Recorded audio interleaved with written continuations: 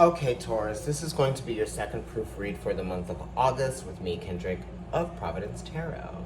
And I'm going to say that I'm doing this 2020 special. Today is the last day. If you'd like to get a reading with me, email providencetarotkendrick at gmail.com. Okay, so let's just go ahead and jump right into your proofread. You got two cards that fell out right as I was shuffling. It's the Lovers and the Chariot card. Okay, so the Lovers is Virgo and the Chariot is Cancer. So some of you might be dealing with a Virgo or a Cancer, or it could even be like a Gemini, a Libra, perhaps.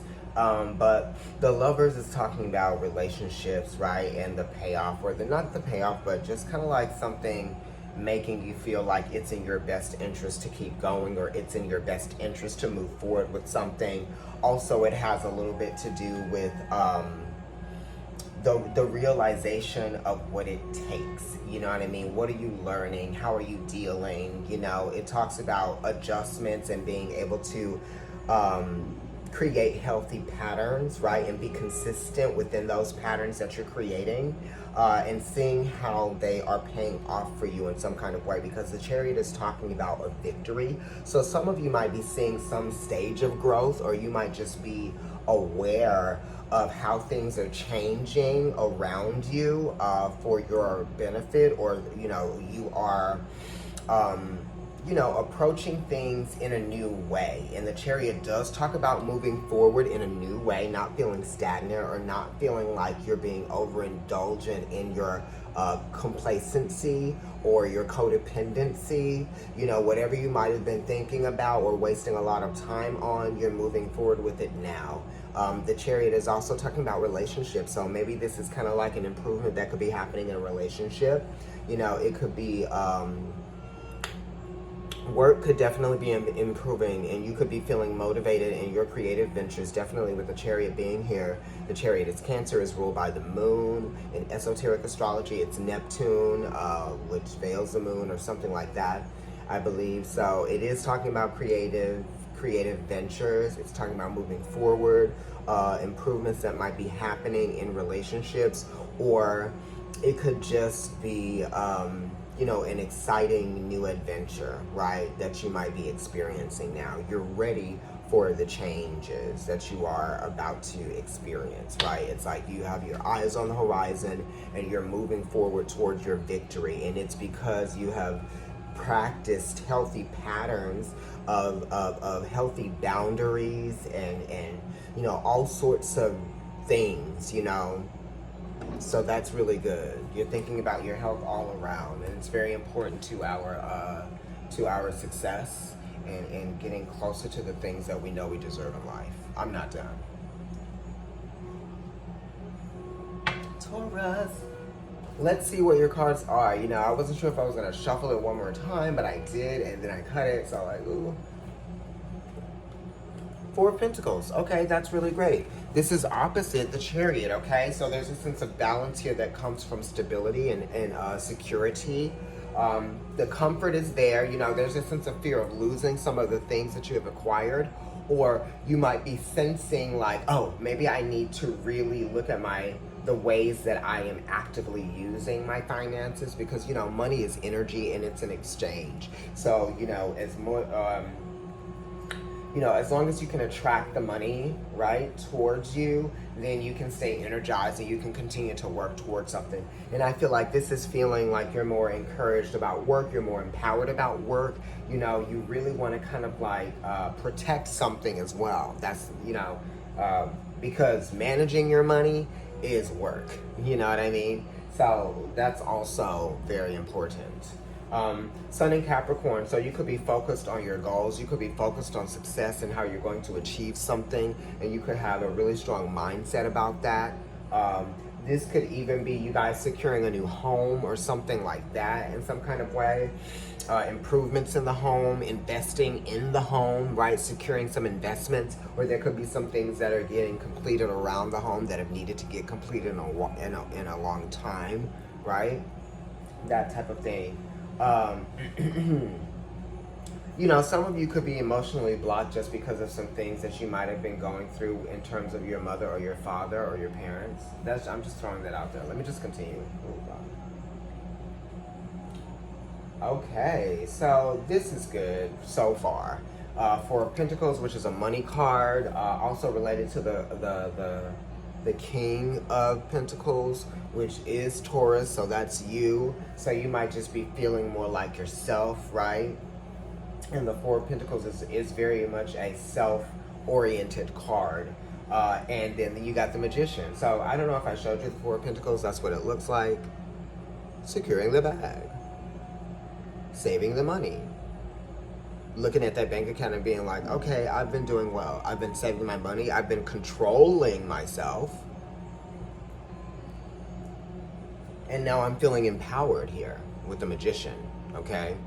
And this talks about resources, right? You have the power to,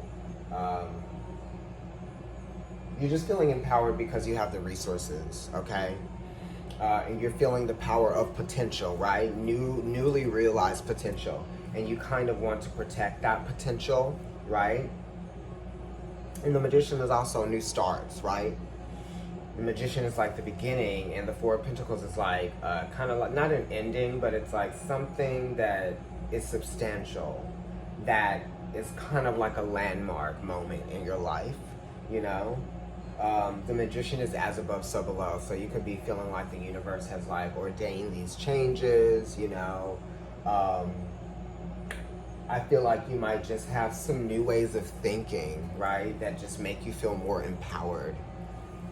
The Magician also is Mercury, which is commerce, yeah, some money, right? You feel like you're more in control of things now.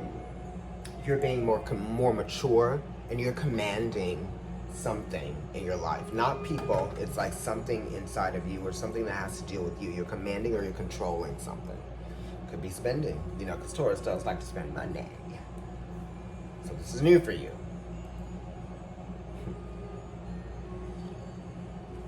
Or maybe you invested in something new, Magician, and now you're having to control the rest of your finances. You know, make sure that you have everything set for the month. You know, look at your bills and everything like that. I'm like looking at the clock. I'm the day. I'm like, did I pay mine? Okay, so let's look at your next card. Seven of Wands. Seven of Wands is talking about challenges that you are facing in self-realization, okay? And you could be afraid of what might be on the other side of the self-realization, or of having to fend for yourself. You know what I mean? It's been, it's almost kind of been like, now you feel like you're really out there, okay? And you're really experiencing things maybe the way that other people may have been experiencing them. Or you're just kind of like fending for yourself, right? It's making you feel powerful. This is Mars in Leo. So, you know, you could be experiencing a little bit of challenges or adversity, even in your relationships, right? There's a sense of trying to maintain poise here, right? Not showing that you might be a little bit nervous about something. But you don't have to be, you know, keep doing what you're doing, keep moving forward towards your victories. You know, I feel like the Seven of Wands is also being passionate about who you are and not being apologetic about that, you know. Standing up for what you believe in, and that's great. Creating healthy boundaries too. Because the Magician, the Four of Pentacles, and the Seven of Wands all talk about, you know, different ways of adjustments that might be happening, because the Magician is mutable. The Four of Pentacles is cardinal, which makes a definitive adjustment. And then the Seven of Wands is fixed, but it's a 7. So it's like, right, there are some things that I will withstand, but then there are some things that I will not, okay? I believe that you also have the Three of Cups here, which is a good card, and that's talking about spending time doing the things that give back to you, that feed into your spiritual self, you know, that feeds into that inner child, right? And it's doing things that are outside of your comfort zone, you know, because the Three of Cups talks about environments, okay? And then it's kind of mercurial, right? But then it's Cancer, which is the mother, and it's the womb.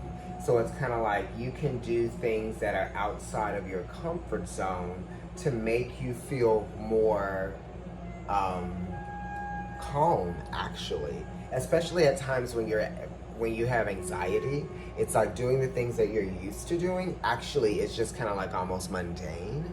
So doing something that's different that you're fine with doing, but it's outside of your comfort zone, is actually going to be beneficial to your feelings of healing or immediate like responses or immediate senses that you have opportunities to step into, you know, a phase of healing.